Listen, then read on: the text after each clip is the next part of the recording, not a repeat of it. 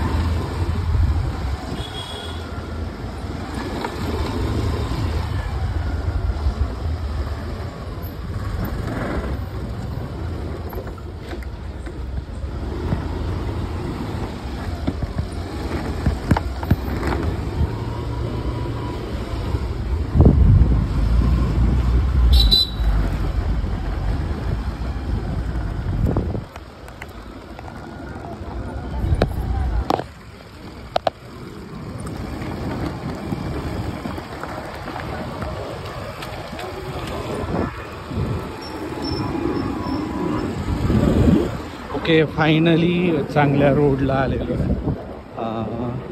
वाघोली गावाच्या हद्दीमध्येच आहे.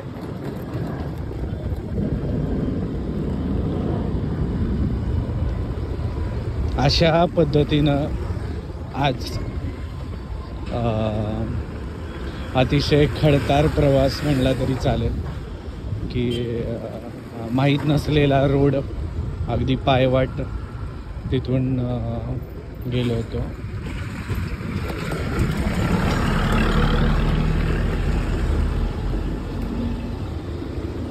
पाहताय रस्त्यांची अवस्था. आणि आपण मतदान आज केलंय. एवढी ट्रॅफिक जाम होते, भयंकर.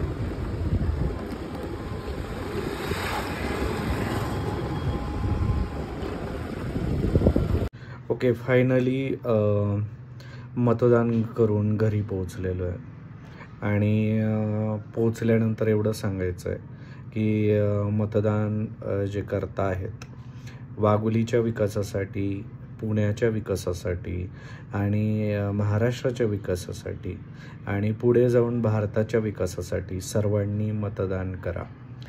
मतदान करत असताना आपण कशासाठी करतोय तर आपल्या परिसराच्या विकासासाठी. आपण ज्या ठिकाणी राहतोय त्या ठिकाणच्या परिसरासाठी तर विकासासाठी आहेच, परंतु आपण शहरामध्ये आलेलो आहोत किंवा गाव पातळीवर आहोत तर आपल्याला ज्या सुविधा आवश्यक आहेत त्यासाठी आपण मतदान करतोय. आणि आजचा मी अनुभव तर तुम्हाला या अगोदरच्या व्हिडिओमध्ये म्हणलंच की वाघोलीमध्ये एवढी ट्रॅफिक जाम असते, म्हणजे तशी तर रोजच असते. अगदी तुम्ही नगर हायवे जर पाहिलात तर त्यावर एकही ब्रिज नाही असा हा नगर हायवे आहे. आणि त्यावर वाघोलीमध्ये प्रवेश करायला लोक का घाबरतात तर त्याचं महत्त्वाचं कारण म्हणजे ट्रॅफिक. आणि आज मतदान करताना देखील तोच अनुभवायला मिळेल असं वाटलं नव्हतं.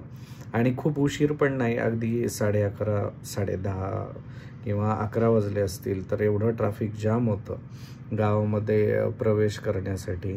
तर बरीच लोक शॉर्टकट दाखवला आणि अगदी पायवाट असा रोड होता थोडासा. तिथून गाडी कशी गेली. परंतु हे जर या ठिकाणी माझं एवढंच म्हणणं आहे की रोड मोठे असते किंवा ब्रिज या ठिकाणी असते तर मला असं वाटतंय की आजची फक्त मीच नाही तर अशा अनेक लोकांना जो त्रास झाला तो झाला नसता किंवा पुढे जाऊन होणार देखील नाही. तर मला एवढंच म्हणायचं आहे की आज एवढा विश्वास ठेवून जी लोक तुम्हाला मतदान करत आहेत त्यांना कृपया करून सुविधा द्या. वाघोलीमध्ये आज आपण पाहतोय तर ड्रेनेजची सुविधा नाही आहे चांगल्या पद्धतीने. त्यानंतर रस्ते नाही आहेत. त्यानंतर आपण पाहतोय की ज्या विजाच्या तारा आहेत त्या अगदी घरांपासून चिटकून गेलेल्या आहेत, त्या अंडरग्राऊंड नाही आहेत. जर मागील काही वर्षांमध्ये कॉर्पोरेशनमध्ये जर गेलेलं गाव आहे तर मग या ठिकाणी सुविधा का नाही आहेत. आज आपण पाहतो की प्रचंड मोठ्या प्रमाणामध्ये बाहेरून लोक येत आहेत, राहत आहेत. या ठिकाणी बिल्डिंग्स कित्येक मजल्याच्या बांधत आहेत. जवळ खराडी आहे, विमानतळ आहे. जर ह्या सगळ्या सुविधा कॉर्पोरेशन जर पोहोचू शकत नसेल तर त्या सर्व गोष्टींचा काहीच उपयोग नाही. आणि पुढे जाऊन आपण जे मतदान करतोय त्याचा देखील काहीच उपयोग होणार नाही. तर आपण ट्रॅफिकचं जर पाहिलं की पार्किंगची सुविधा नाही आहे. त्यानंतर ट्रॅफिक कशामुळे होतं आहे तर अतिशय गाड्या दोन्ही साईडनी लावलेल्या असतात आणि त्या काढलेल्या कोणीच नाही आहेत किंवा त्यांना कोणी म्हणत पण नाही काढा वगैरे. तर राहतो त्याहून अधिक लहान रोड. परत फ्लायओव्हर्स नाही आहेत. लोकांना जाण्याचा दुसरा मार्गच नाही आहे, बाहेर पडण्याचा मार्गच नाही आहे. तासनतास लोकांना त्या ठिकाणी अडकून पडावं लागतं आहे. तर छोट्या छोट्या गोष्टी आहेत, परंतु मला असं वाटतंय की पुढील येणाऱ्या काळामध्ये या गोष्टीचा प्रत्येकाने विचार केला पाहिजे. बहुतेक कोणी सर्वच आता शिकलेली आहेत असं कोणी अशिक्षित आहे किंवा त्याला याचं महत्त्व कळत नाही असं नाही आहे. परंतु मला असं वाटतंय की IQ गोष्टी सांगतोय मी, काय पाहिलेल्या नाही आहेत, परंतु जे लोक मतदान विकतायत किंवा स्वतःचं मत विकतायत, हात जोडून विनंती आहे की येणाऱ्या भविष्यासाठी असं करू नका. कारण की आपण आज स्वतःचं तुम्ही मत विकताय म्हणजे स्वतःची किंमत तेवढ्या पटीने कमी करून घेताय. आणि ज्या व्यक्तीला तुम्ही हे मत विकत आहात त्या व्यक्तीला तुम्ही 100% परवानगी देत आहात की तुम्ही करप्शन करू शकता आणि आपला भारत तेवढ्या पटीने पाठीमागे जाण्यासाठी सज्ज असेल. आज आपण युरोपियन कंट्रीज पाहतो, बाहेर पाहतो आणि स्वतः म्हणतो की ह्या सगळ्या सुखसुविधा कशा आहेत, कशामुळे आहेत. मग याचा प्रत्येकाने विचार केला पाहिजे की आपण आता तात्पुरता विचार न करता आपल्या येणाऱ्या पुढच्या पिढींसाठी आपण विचार करावा. आणि माझ्या जे उमेदवार आहेत त्यांना देखील विनंती आहे की आज आपण या ठिकाणी ज्यांनी चांगले कार्य केले, ज्या व्यक्तींनी आपल्या देशासाठी भारतासाठी कार्य केलेलं आहे, आज आपण त्यांचे या ठिकाणी काय करतो तर चौकांमध्ये नावं देतो, पुतळे उभा करतो, आपल्या उद्यानांना नावे देतो.